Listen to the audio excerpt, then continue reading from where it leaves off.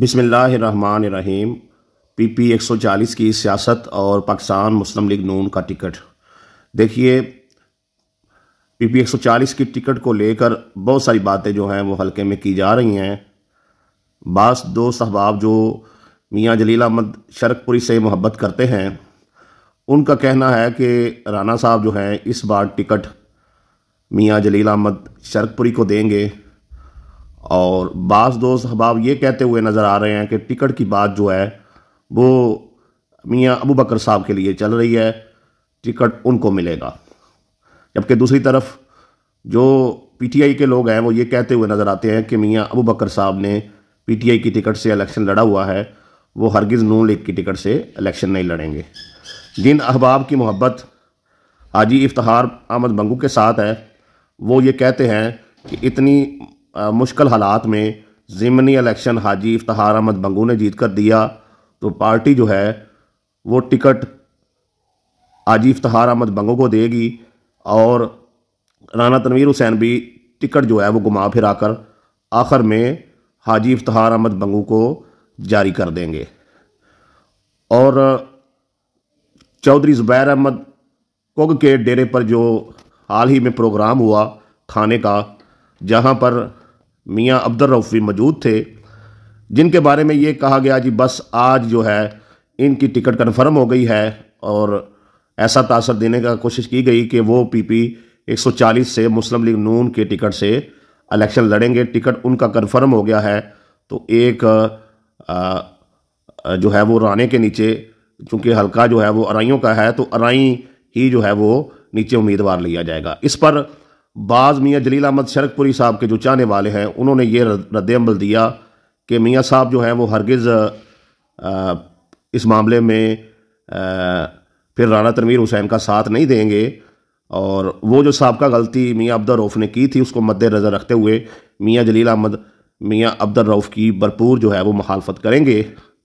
और जबकि मियाँ जलील अहमद शरकपुरी जो हैं वो इसलिए फेवरेट हैं कि अली असगर मंडा साहब की मुखालफत करने में मियाँ जलील अहमद शरकपुरी पेश होते हैं, और कोई दूसरा सियासतदान इस तरीके से जो पाकिस्तान तरीके इंसाफ के उम्मीदवार हैं हाजी अली असगर मंडा साहब, उनकी मुखालफत नहीं कर सकता।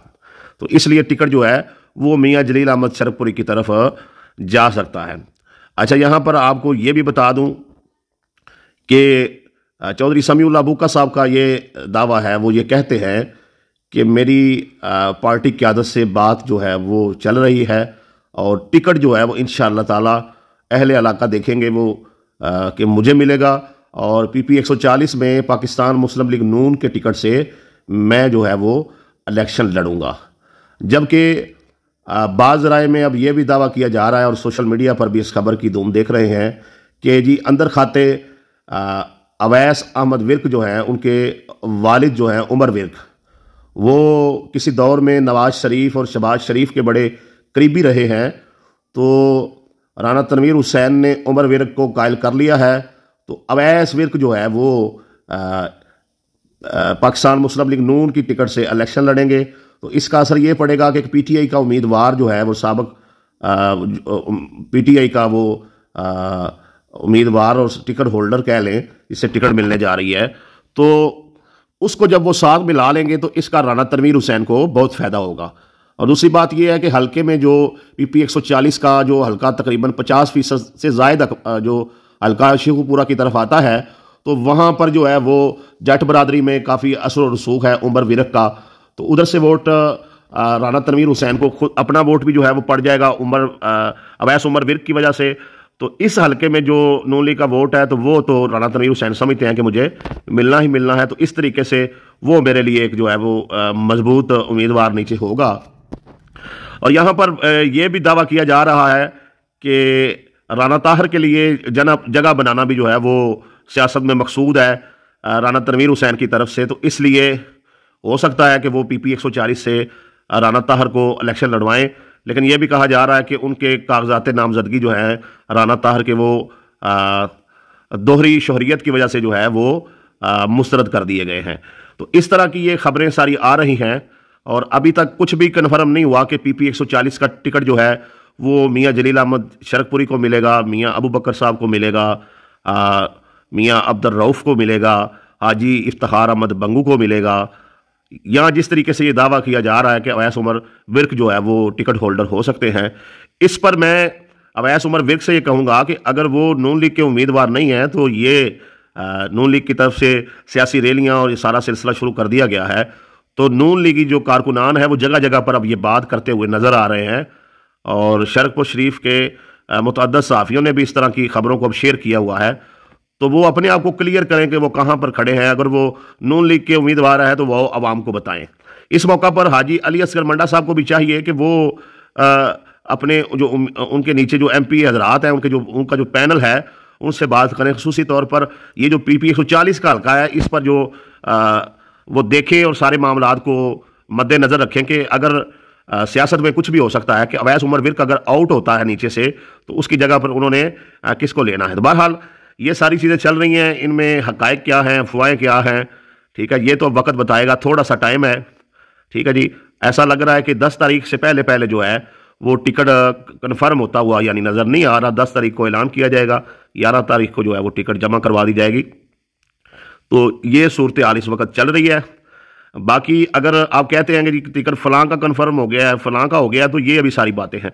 यहाँ पर यह भी बता दूं कि चौधरी समीउल्लाह बुक्का साहब से जो मजहबी सियासी जमात है वो भी मुलाकात कर चुकी है, और उनके जो कारकुनान हैं उन्होंने भी जो है उनसे मोहब्बत का इजहार किया है, और ये कहा है कि अगर आप जो है वो हमारे निशान से इलेक्शन लड़े हमारी तरफ से तो ये हमारे लिए बड़ी खुशाइन बात होगी। आपका चूंकि अपना भी बड़ा दड़ा है, अपना भी वोट बैंक है, तो ये सूरत हाल चल रही है।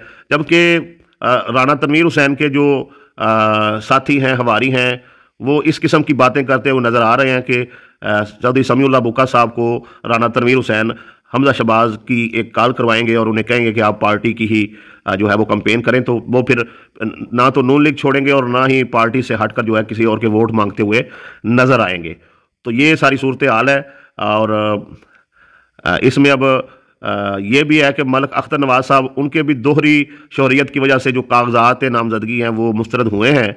तो वो भी उम्मीदवार थे नून लीग की टिकट के भी, और वो जब वो मुलाकात भी कर चुके थे नवाज शरीफ से बाहर जाकर। बहरहाल अब ये सियासी सूरत हाल है, इसमें आगे क्या होगा, जो भी हालात होंगे वो आपके सामने रखे जाएंगे। फिल वक्त नून लीग की कंपेन जो है वो नज़र आ रही है, वो रैलियाँ उन्होंने जलसे वगैरह भी शुरू कर दी हैं, डोर टू डोर कंपेन भी शुरू कर दी है। हकीमगढ़ी में उन्होंने जो है वो आज जलसा किया जहां पर अवाम ने शिरकत की।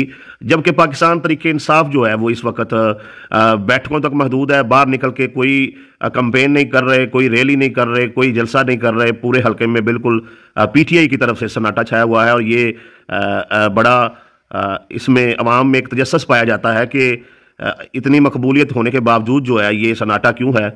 जबकि खैबर पख्तूनख्वा में जो है वो जलसों वगैरह का जो है वो आगाज़ हो गया है। PTI वहाँ पर उन्होंने जलसे शुरू कर दिए हैं, और जो MNA MPA के उम्मीदवारान हैं उनके डेरों पर जो है वो रौनकें शुरू हो गई हैं। और हमारे हल्के में ये कहा जा रहा है कि हाजी अली असगर मंडा साहब या फिर उनकी ज़ौजा शबाना असगर मंडा या फिर जो है हाजी अरशद अली मंडा, इन तीनों में से कोई भी जो है वो इलेक्शन जो है वो लड़ सकता है। लेकिन ज़्यादा जो चांस है वो यही है कि हाजी अली असगर मंडा साहब के कागजात नामजदगी जो हैं वो बहाल हो जाएंगे, और वही जो है इलेक्शन लड़ेंगे और भरपूर तरीके से इलेक्शन लड़ेंगे। और उन्होंने क्या इस मामले में पॉलिसी बनाई है वो भी जल्द जो है वो इलेक्शन की हिकमत अमली वो सामने आ जाएगी। तो फिर उस हवाले से आप आवाम के सामने सारे मामलात को रख दिया जाएगा। तो ये सूरत हाल है। PP 140 की टिकट किसी की कन्फर्म नहीं हुई, और एक तगड़ा मुकाबला जो है वो होने जा रहा है राना तनवीर हुसैन में और अली असगर मंडा में। लेकिन सूरत हाल कुछ इस तरह से है कि अवाम में जो इस वक्त मकबूलियत है वो ज़्यादा पाकिस्तान तरीके इंसाफ की है, लेकिन इस हल्के में जो है वो एक तगड़ा मुकाबला होता हुआ जो है वो नज़र आ रहा है।